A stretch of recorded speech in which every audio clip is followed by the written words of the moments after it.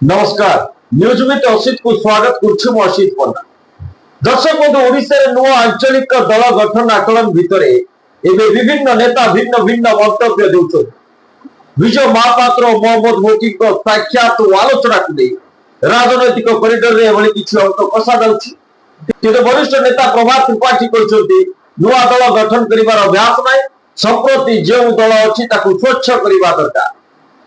विजय बाबू, मुकिम बाबू एवं मु आमे सब भिन्न भिन्न स्थिति अच्छु, केवल गणमाध्यम जोड़ुछि। ए सब मध्य आलोचना होछि जदि राज्य रे नुआ दल गठन हुए यह तिष्ठिब तो, कारण पूर्व भी अनेक दल गठन होछि जहाँ समय क्रमे आगक बढ़ी पारि नाही। तेबे आंचलिक दल को नहीं ओडिशा रो इतिहास कोन रहिछि जानतु।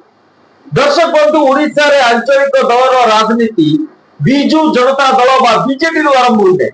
राज्य रे रिजियोनल पॉलिटिकल पार्टी रे एक दीर्घ इतिहास रहिछि।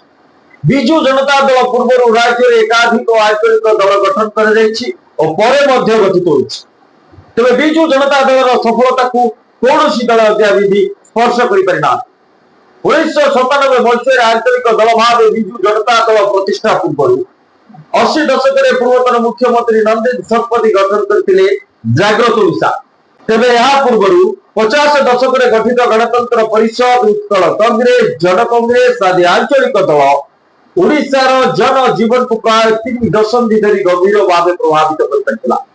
स्वाधीनता परवर्ती समय ओडिशा रे प्रथम विधानसभा निर्वाचन होइतिला 1951 डिसेंबर रे। ए निर्वाचन रे जातीय दल भाव कांग्रेस, भारतीय कम्युनिस्ट पार्टी और सोशलिस्ट पार्टी प्रतिद्वंदिता करथिबा बेले राज्य रे गणतंत्र परिषद नाम रे एक आंचलिक राजनैतिक दल निर्वाचन मैदान को लाई। पूर्वतन राजा राजुड़ा को पृष्ठपोषकतार ए दल प्रतिष्ठा होइतिला। विलुप्त गणजात पाटना बा वर्तमान बलांगीर महाराजा राजेंद्र नारायण सिंहदेव और कलाहांडी महाराज प्रताप केशरी देव को सहायतार ए दलटी आरंभ होइतिला। राजतंत्र उच्छेद परे नुआ शासन व्यवस्था को विरोध करी ए दल आरंभ होइतिला। पूर्व पाटना महाराजा कौशल उत्कल प्रजा परिषद नाम एक राजनैतिक दल गठन करथिले। गणतंत्र परिषद गठन हेबा सहित दलटीर विलय घटिला। प्रथम साधारण निर्वाचन रे गणतंत्र परिषद 5 जन सदस्य लोकसभा को निर्वाचित होइतिबा बेले 31 जन सदस्य विधानसभा को निर्वाचित होइतिले। कांग्रेस परे गणतंत्र परिषद थिला द्वितीय बृहत। 1957 रे अनुष्ठित द्वितीय साधारण निर्वाचन गणतंत्र परिषद 7 जन सदस्य लोकसभा को 51 जन सदस्य विधानसभा को निर्वाचित होइतिले। इस समय कांग्रेस पाइतिला 56 विधानसभा आसन। निर्वाचन रे राज्य रे प्रथमे कांग्रेस रो झुला सरकार होइतिला। या परे कांग्रेस गणतंत्र परिषद रो मिलित सरकार हेला। ए सरकार पतन 1961 रे घटितिला। से वर्ष राज्य रे विधानसभा पाई अनुष्ठित मध्यवर्ती कालीन निर्वाचन रे तृतीय विधानसभा को गणतंत्र परिषद रो 35 जन प्रार्थी निर्वाचित होइतिले। विजू पटनायक हेले मुख्यमंत्री। 1962 रे अनुष्ठित तृतीय लोकसभा निर्वाचन रे गणतंत्र परिषद रो कोनोसी प्रार्थी सफलता पाई पारनथि। 1967 रे चतुर्थ साधारण निर्वाचन बेले को हरकृष्ण महाताप को नेतृत्व रे जन कांग्रेस नाम रे एक नूतन आंचलिक दल रो आविर्भाव होतिला। एही समय गणतंत्र परिषद रो विलय घटिला। कांग्रेस रो भिन्न विचारधारा संपन्न नेता चक्रवर्ती राजगोपालचारी को द्वारा नुआ करी गठित स्वतंत्र पार्टी नामक जातीय दल रे गणतंत्र परिषद रो विलय घटिला। निर्वाचन रे जन कांग्रेस और स्वतंत्र पार्टी भेट होइतिला।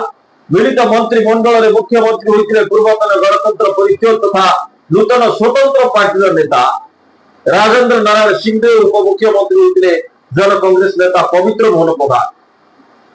1968 रे कांग्रेस विभाजन सह बिजू पटनायक नेतृत्व रे गठन हेला उत्कल कांग्रेस नाम रे दो आंचलिक दल। एही समय कांग्रेस और स्वतंत्र पार्टी मेंट सरकार भांगी गला।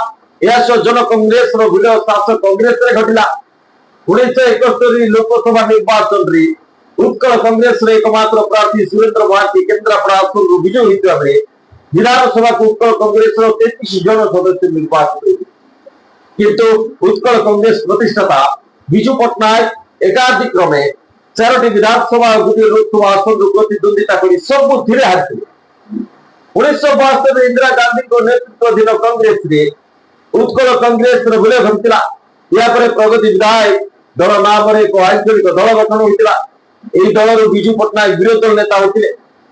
1974 उत्कल कांग्रेस प्रगति विधायक दल स्वतंत्र पार्टी विलय भारतीय लोक दल होता।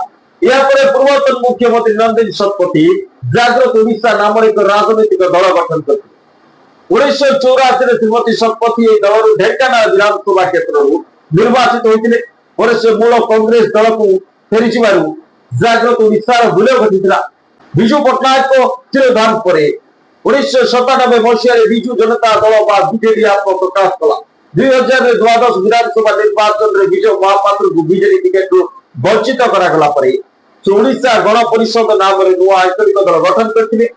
दल 2004 उत्कल केसरी परिडा केन्द्रापड़ा और अरुणदेव विधायक बालेश्वर होते। परवर्ती समय दल गतिशील हो पार। 2009 विधानसभा निर्वाचन समय को समृद्ध ओडिशा और कौशल क्रांति दल नामक आंचलिक राजनैतिक दल आविर्भाव घटी। समृद्ध ओडिशार प्रतिष्ठाता थे प्रशासनिक अधिकारी ज्योतिष चंद्र महांती और कौशल क्रांति दल प्रतिष्ठाता थे भोजनाथ मिश्र। भाजपा पक्ष दुई थर लोकसभा सांसद होता महावेगवान और खारवेल स्वाई 2010 मसीह गठन करते उत्कल भारत नाम एक राजनैतिक दल। विजु जनता दल परामर्शदाता तथा वरिष्ठ प्रशासनिक अधिकारी केरिबन महापात्र बीजेडी बहिष्कृत होगा 2013 मसीह ओडिशा जनमोर्चा नाम एक राजनैतिक दल गठन करते। दल पक्ष निर्वाचन में प्रार्थी दि जाते सुधा सफलता मिल पार ना। तेरे कांग्रेस दल संपर्क छिन्न होगा सौम्यरंजन पट्टनायक आम ओडिशा पार्टी नाम एक राजनैतिक दल प्रतिष्ठा करते। पूर्वतन केंद्र मंत्री ब्रज त्रिपाठी समता क्रांति दल नाम एक आंचलिक राजनैतिक दल रही। दल एकदा जॉर्ज तिर्की विधायक होते। चौपुआर स्वाधीन विधायक सनातन महाकुल जन समृद्धि पार्टी नाम एक आंचलिक दल 2017 गठन करने ओढ़ी जाते। विजु जनता दल संपर्क तुटाइबा परे पूर्वतन मंत्री दामोदर राव विजु समता क्रांति दल नाम एक राजनैतिक दल गठन करने उद्यम कर विफल होते। हिंदौड़ पूर्वतन राजा शैलेन्द्र नारायण सिंहदेव गत निर्वाचन समय ओडिशा लोकतंत्र दल नाम एक राजनैतिक दल गठन करते। परिप्रेक्षी कहुपे राज्य आंचलिक दल मध्य विजु जनता दल को बाद देले अन्य राजनैतिक दल सफलता अपेक्षा विफलता अधिक परिलक्षित होइछि। नमस्कार।